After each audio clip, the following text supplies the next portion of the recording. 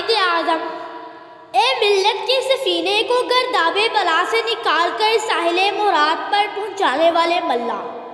اے علامہ اقبال کے خواب کو حقیقت کا رنگ و روپ بخشنے والے اور اس کی صحیح تعبیر کرنے والے عظیم رہنما، اے قافلہ اریت کو منزل مقصود پر لے جانے والے سالار اعظم، اے نورانی کرنوں کے نیزے لے کر اندھیروں سے جنگ کر کے انہیں شکست فاش دینے والے نیر تاباں، آج ہماری خرمستیاں اور سفلہ نوازیاں دیکھ کہ ہم نے کس طرح ان تمام اصولوں کو جھٹکا کر کے رکھ دیا ہے جن کی تو نے ہمیں بار بار تلقین کی تھی۔ تو نے تنظیم، اتحاد اور ایمان کا ازلی اور ابدی پیغام سنایا تھا، لیکن ہم نے تیرے پیغام کی دھجیاں فضائے بس میں بکھیر دی اور ملت بیزا کو ٹکڑے ٹکڑے کر کے رکھ دیا۔ تو نے خیبر کی پہاڑیوں سے لے کر راس کمائی تک وحدت کا قوم کا جھنڈا بلند کیا تھا، مگر ہم نے اس جھنڈے کی عظمت کو سر نگو اور اس کے مقصد کو توڑ کے رکھ دیا۔ تو نے حکیم الامت علامہ محمد اقبال کا یہ زندگی بخش پیغام ہمارے گوشوں گزار کیا تھا کہ ایک ہوں مسلم حرم کی پاسبانی کے لیے، نیل کے ساحل سے لے کر تابو خاکے کا شگر،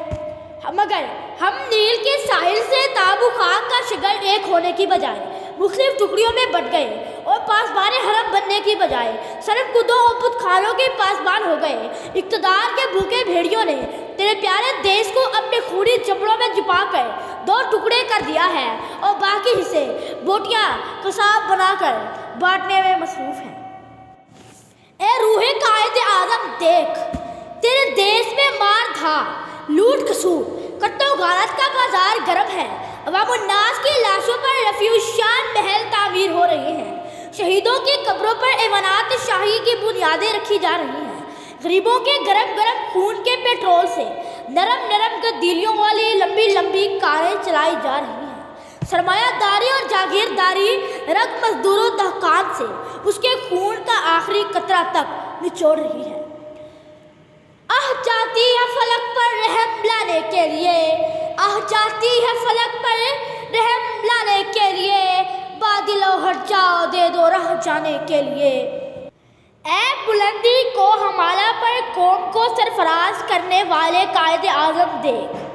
اقتدار کی جنگ کے پہلوان کس طرح آپس میں گٹھن گٹھا ہو رہے ہیں۔ مرکز اور صوبوں کی جنگ نے ملک کو تباہی کے گھاٹ میں اتار دیا ہے، معیشت کا بیڑا بحر نامرادی میں غرق ہو رہا ہے،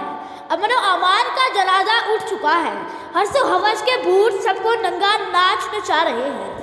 مقبوضہ کشمیر پر وہ اپنے خونی پنجے گاڑے ہوئے ہیں اور اس کے بعد سیاچین کا 50,000 مربع میل کا علاقہ ہتھیانے کو بھی تیار کھڑا ہے، جبکہ ہم اس علاقے کو مردہ گدھا کہہ کر اسے دینے کو تلے بیٹھے ہیں۔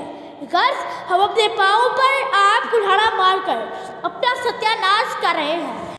یا یوں سمجھیے کہ روم جل رہا ہے اور نیرو چین کی بانسری بجا رہا ہے۔ اے قائد اعظم دیکھ مسجد میں شکست رشتہ تسبیح شیخ، دیکھ مسجد میں شکست رشتہ تسبیح شیخ، بت کدے میں برہمن کی پختہ زناری بھی دیکھ، کافروں کی مسلم آئینی کا بھی نظارہ کر اور اپنے مسلموں کی مسلم آزادی بھی دیکھ، جس کو ہم نے آشنا لطف تکلم سے کیا، اس حریف بے زباں کی گرم گفتاری بھی دیکھ۔ شکریہ۔